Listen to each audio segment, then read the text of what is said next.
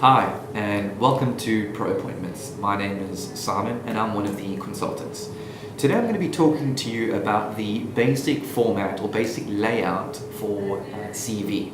And this is going to be useful when you are applying for jobs through agencies, or if you're applying for jobs online on portals such as PNet and Careers24, as well as when you are applying directly for a job internally or directly to a company. And HR managers and line managers or hiring managers are going to be looking at these CVs. Okay, so I'm going to run over the basic criteria and the things that you need to cover in the CV, and then I'll come back and I will dissect each one. So to start out with, you're definitely going to need on your front page your basic information.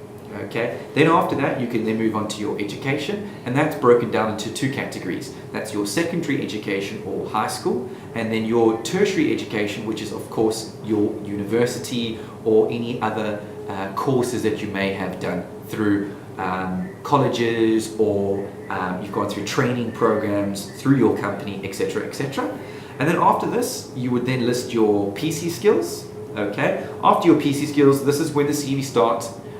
With career and your career history, and then at the bottom or at the end of the CV, we like to see your list of contactable references. Okay. Now, if we're going to break down each one of those categories, let's look at your basic information first. So the most important thing certainly would be your identification number. We also like to look at your residential address, so we know in terms of the distances that you're going to be traveling. Is there traffic?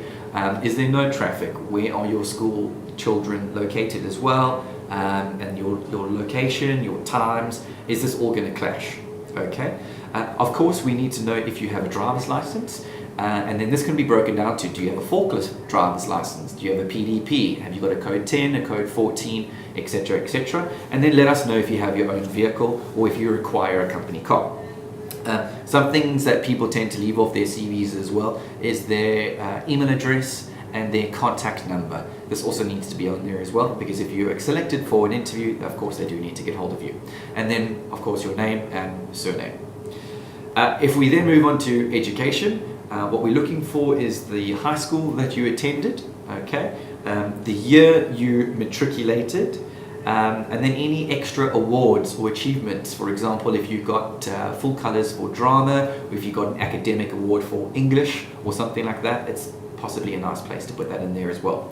Then when we move on to tertiary education, what we like to see is the name of the qualification, so whether it be a BCom, a Bachelor of Social Science, or if it's a diploma in tax or auditing, whatever the case is, that's where you would list this, as well as the institute, whether that be UKZN, UNISA, Varsity College, DUT, University of Johannesburg, whatever the case is, and then the dates. Okay, when I mean the dates, I mean the day that you started your degree, and then the date of completion. This is quite important. And if the degree is ongoing, if it is incomplete, then please list this as well.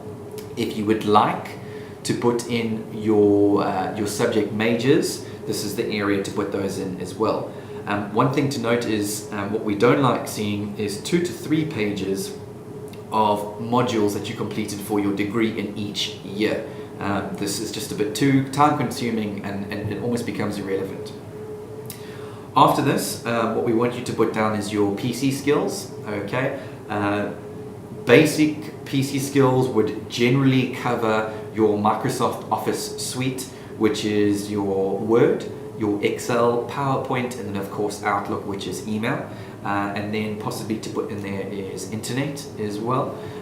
If you have anything specific pertaining to the job, whether it be if you've worked on a Pastel or a VIP program before, this is where you would list those programs as well. If you've got any experience using other operating systems other than your Windows, so if you've got Linux, Ubuntu, or the other one is Mac, you would list these there as well. Your Photoshops, Adobe Photoshops, there's also a time to put this in there as well. And then we move on to your work experience. This is obviously the bulk and the most important stuff in the actual CV itself too. So give it a lot of attention and don't make any unnecessary mistakes. Okay, So what we like to look for is your current employee or employer first, okay? I want to see the name of the company that you're working for. I want to see the dates that you've been employed there from. So if you started there in October 2010 and you are still there now, then put this, okay? Please don't just put there 2011. All right, I want to see exact dates. And then we need to know your job title. So were you the senior bookkeeping or senior bookkeeper of the company? There's your chance to put that down there. And then we want to see a list of duties. It's always good to bullet point your duties as well. I would suggest, depending on the position itself and depending on how long you were there for, is how many bullet points you should go for. I think a nice good number to go for is 10 to 15 duties that you covered. Another very important thing that we like to see is your reason for leaving.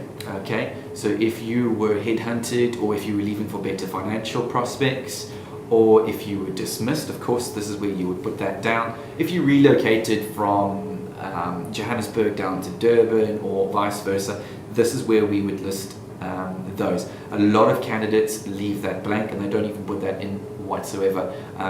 A lot of companies want to know, why did you leave certain companies and why are you applying for this job? Okay. And then right at the end of the CV, you would need to put your references. Please only list references that you want to be contacted, okay, or that you're happy for the company to contact at that given moment. If you start listing your current employer as down as a reference, there's a very good chance the recruitment agency or the hiring manager is going to phone your boss, who may not know that you're looking to leave, and then this is just going to cause unnecessary troubles. And that's the basic format of a CV. I hope that's helped. And if you do have any questions, please feel free to contact any one of the consultants at Pro Appointments, or have a look at our website, www.proappoint.co.za. We are on Facebook and we are on LinkedIn and Twitter as well, so check us out over there. And of course, we're on YouTube, that's why you're here now. If you'd like to, please subscribe to our channel. Please hit like and put a comment or any suggestions at the bottom of this video. Thank you.